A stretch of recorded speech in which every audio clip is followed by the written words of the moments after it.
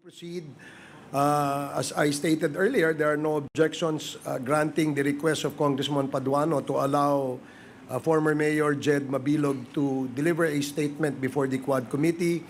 We will give you a short your opportunity to deliver your statement, but please make it short because the topic today is actually limited only to POGOs. Please proceed, Mayor Jed Mabilog.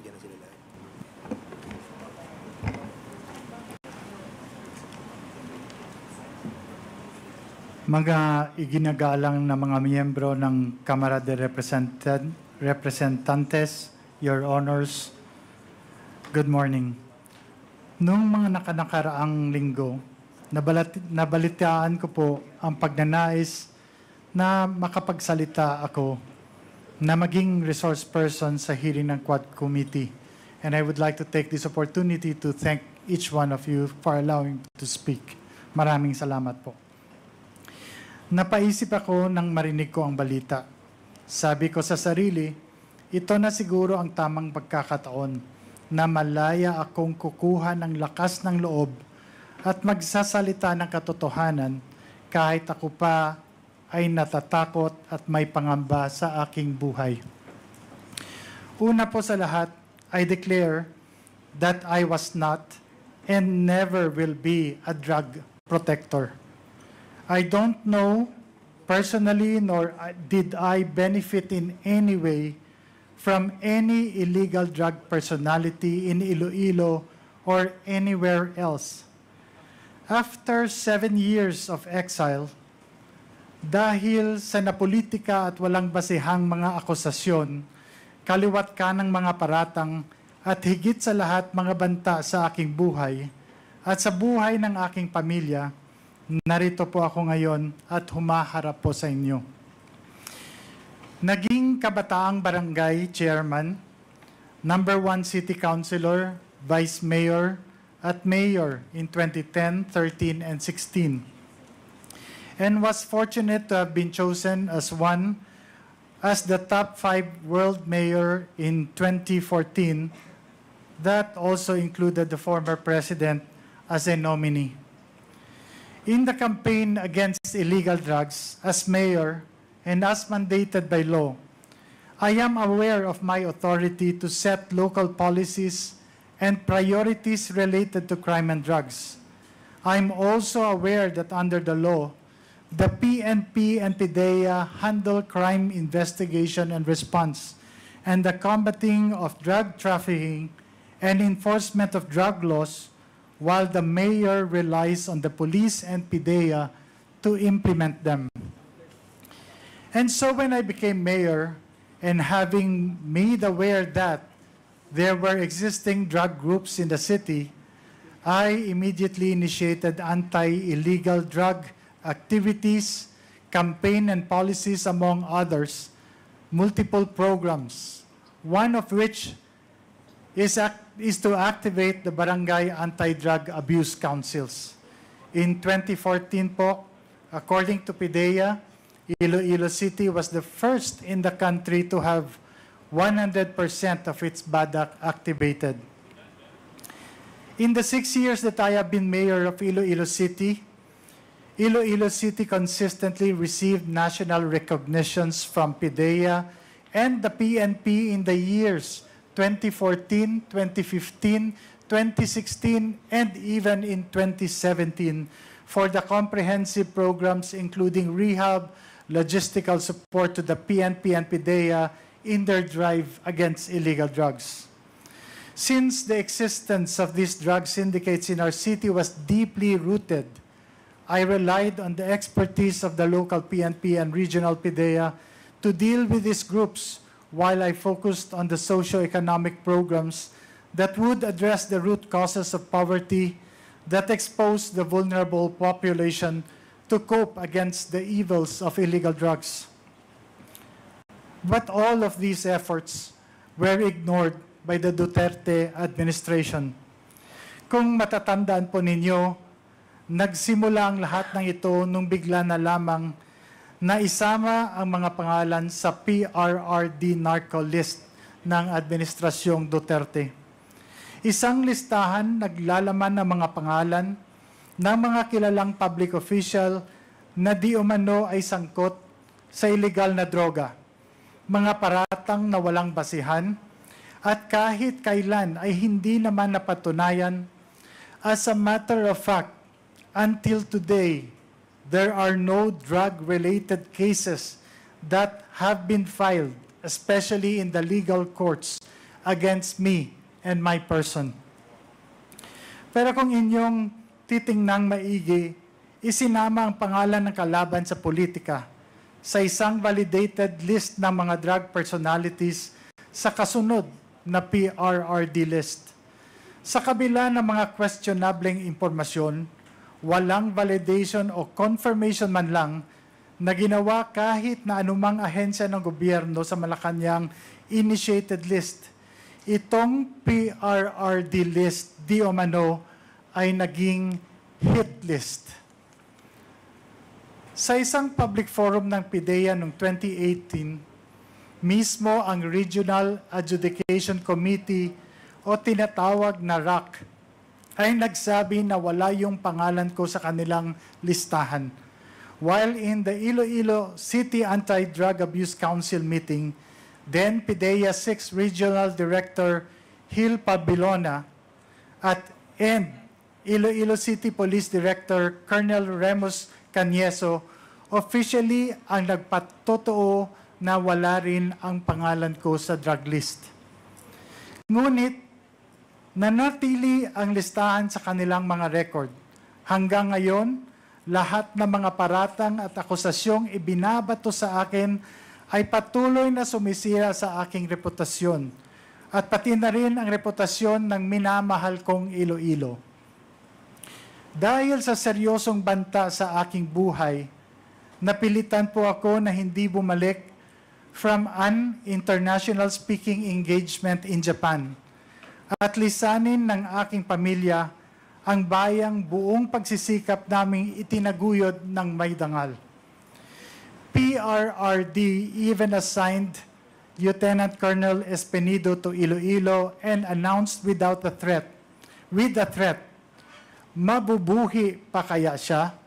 Ibig sabihin in Tagalog, mabubuhay pa kaya siya? Referring to me.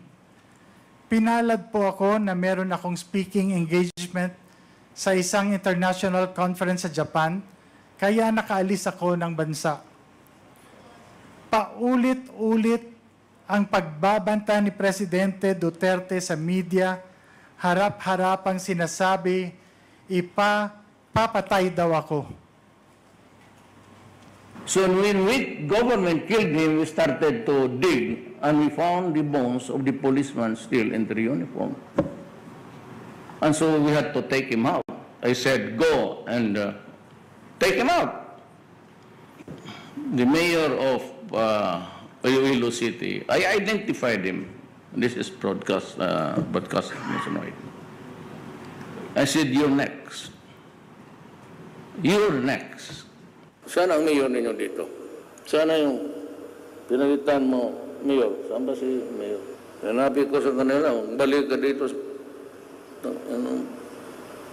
Patayin talaga kita. Julius Ronald Pacificador, Hamtek Antique, Jed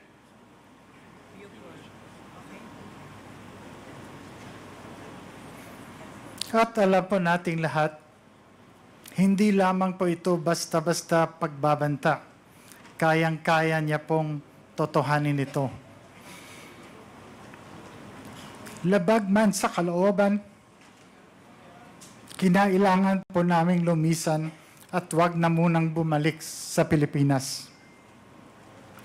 On August 28, 2017, I received an unexpected call from former PNP Regional Director Bernardo Diaz. He invited me to meet with PNP Chief Ronald De La Rosa, now Senator, at Camp Crame, Quezon City, at noon the following day. The next morning, on August 29, I arrived at the Ninoy Aquino International Airport at 10 a.m., ready to proceed. But then the call started. First, they moved the meeting to 3 p.m., and then by 5 p.m., it was delayed again, this time to 6 p.m. At around 5 p.m., a PNP colonel called me and, in a voice that sent shivers down my spine, literal po yun, warned me not to go to Camp Crame because my life was in danger. The fear that had been simmering now erupted. Soon after, at 6:32 p.m., my wife, Marivic, received a chilling text from a PNP colonel's wife. Do not proceed. There are 20 men surrounding your house, and if you go to Camp Crame, they will kill you.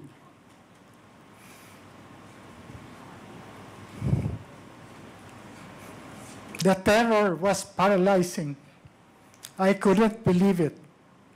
My life and my family's life was hanging by a thread.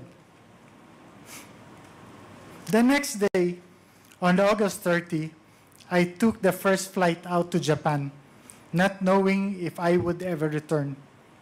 Upon arrival, I received a message from General Diaz to call a number. Using a public payphone, I made the call and spoke to General Bato, who expressed his sympathy. He was talking to me in Bisaya. He told me he knew I was innocent, that I wasn't involved in illegal drugs, and he promised to help me. His words brought a brief moment of hope. I told him I would finish my work abroad and return to meet him, but he urged me to be careful, repeating his pledge to help. Just after that call, my Philippine cell phone rang. This time, it was another general. His voice was grim. Mayor, do not return. Your life is in danger. The accusations against you are all fabricated. But if you go to Crame, you'll be forced to point fingers to an opposition senator and a former presidential candidate as drug lords. The weight of the conspiracy against me was unbearable. This general couldn't live with the guilt of seeing me killed, he said, and warned me to destroy my Philippine SIM card and phone immediately, and told me because my phone is going to be wiretapped. My hands trembled as I realized how close death had come. I knew then that I was no longer just a target. I was in a battle for my life. Dumiretso po kami sa US at nag-apply ng political asylum. Mapalad po kami na pinagkalooban kami ng US ng political asylum. It took 15 months for them to investigate and see the validity of us not being involved in illegal drugs, and all these accusations are all false. Ito ay isang patunay na walang nakitang kadahilanan na ibinigyan kami ng political asylum in March 2019. Masakit at malungkot, ngunit napilitan akong lumisan mula sa aking sinumpaan tungkulin sa aking pamilya at sa kababayan kong Ilonggo, na sinumpaan kong pagsilbihan. Hindi dahil sa nagkasala ako, kundi dahil nanganganib na po ang aming buhay. I come before you today not merely to recount my sufferings, but to highlight a critical flaw in our system. one that allows law enforcement agencies to be weaponized for political purposes. That illegal drug trade stems from the ills of our society, from poverty to corruption of government institutions, including our law enforcement agencies. By using state institutions to carry out personal vendettas or silence perceived enemies, undermine the foundation of justice and democracy in our country. Sideline. No individual should be allowed to wield such unchecked authority regardless of their position or power. Ang karanasan at ng iba pang mga katulad kong biktima, lalong-lalo na ang mga mayors na pinagbintangan, ay ang nagmulat sa amin sa mga pagkukulang at kakulangan ng ating law enforcement agencies. Kailangan mapatibay pa ang mga institusyon ito upang hindi basta-basta magamit o maimpluwensya ng politika. Masigurong makakapagsilbi ng may integridad, walang kinikilingan at may respeto sa batas. Ang panawagan po namin sa inyo, manguna po ang hustisya at magkaroon ng reforma sa ating sistema, partikular sa pamamalakad ng ating law enforcement agencies.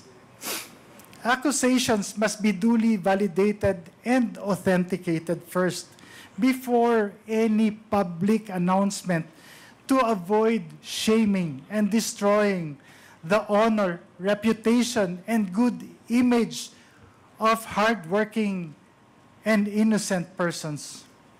Higit sa lahat, panagutin ang mga umaabuso sa kapangyarihan. Sana ang nadanasan naming paghihirap na durog, persecution, trauma, at saka walang-wala ay hindi po mararanasan ng iba.